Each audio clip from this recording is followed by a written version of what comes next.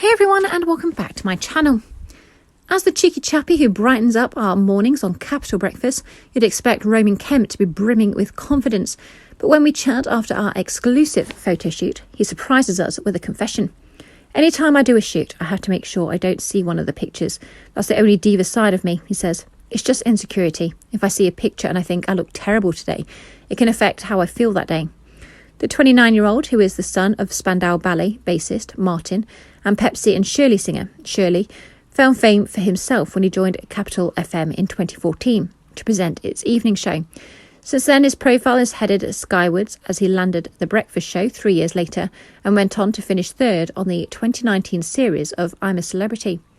But viewers saw a very different side to him last year when he filmed BBC mental health documentary Roman Kemp, Our Silent Emergency, following the death of radio producer Joe Lyons, who was a close friend. He had an overwhelming reaction to the documentary, in which he also opened up about having suicidal thoughts in 2019. Here, Roman, who was partnered with TK Maxx on its range of charity t-shirts for Red Nose Day, talks about mental health, why he's not ready for dating right now, and his fears about never becoming a dad. Hi Roman, May will mark 5 years since you started hosting Capital Breakfast. Has it flown by? Yeah, it's quite scary. I'm waiting for them to sack me. I love my job more than anything. No matter how stressed I am or if my mental health is bad, I know for 4 hours of my day I'm laughing and happy. It's like my little escape from reality. I love it more. I remember I had sleepless nights before my first show. Before the breakfast show, I did the evening show, which is significantly less money. And I actually said to them, I don't know if you've made a mistake by giving me the show, so pay me the same as what you've been paying me. And then in a year, if you like me, we could talk about it. I just thought it was added pressure to be paid more, but now I wish I'd never said that.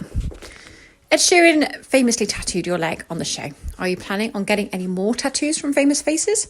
No, I actually hate tattoos more than anything. I hate going, the pain and how long it takes. My mum keeps telling me to stop, but I can't help myself. But I feel like the gag of someone tattooing my leg is redundant now. Ed has done it. Someone actually offered me £20,000 to skin graft it off my leg. People can be weird. I remember showing my parents the tattoo and saying I was thinking of getting it removed, and they were like, no, they're pretty cool. Are you still in touch with any of your campmates from I'm a Celebrity? Yeah, Caitlyn Jenner texts me all the time. I still think it's odd to this day. I got a voice note the other day from her asking what was going on in my life and if I could give her a call to catch up. I called her, and her daughter Kylie had had a baby recently. So I was congratulating her on another grandchild, and she said, thank you, it's very exciting. Then I said, unfortunately though, mine and Kendall's wedding is going to be very expensive with all these guests. And she said, you better start saving up for it then. So sadly, Caitlyn won't be paying for mine and Kendall's wedding. So is Kendall Jenner your dream woman? I mean, why not? The most showbiz I've ever felt was at the Brit Awards. I was with Harry Styles and I saw Kendall, and I thought, if I'm ever going to have a reason to talk to her, it's now, as I've just been with Caitlyn for 4 weeks. I walked over, and as I went to say my name, she went, Roman. I couldn't believe it. She was so sweet and thanked me for looking after Caitlyn and all this other stuff. You're also still in touch with Kate Garraway. What did you think about her recent documentary about caring for her husband Derek after his COVID ordeal? It's absolutely heartbreaking, but I've stood by her since we were in the jungle. She is Superwoman, and she is doing her for her kids and her family is amazing. The amount of people in the industry who have been helping her is testament to how lovely she is. I was lucky enough to know Derek before this all happened, and it's terrifying. I'm fortunate that when my family went through something similar, Roman's father, Martin, suffered 2 brain tumours in 95. I got my dad back, and I pray for Kate's children, Darcy and William, that they have that at some point. You made a documentary about mental health last year. What sort of reaction did you get? It was just so overwhelming. It's not a documentary I ever wanted to make, and I wish I didn't know anything about suicide. But seeing the difference it does and the work Joe's family have been doing on his charity since is incredible. I want to make another documentary because mental health is in the school system needs changing urgently.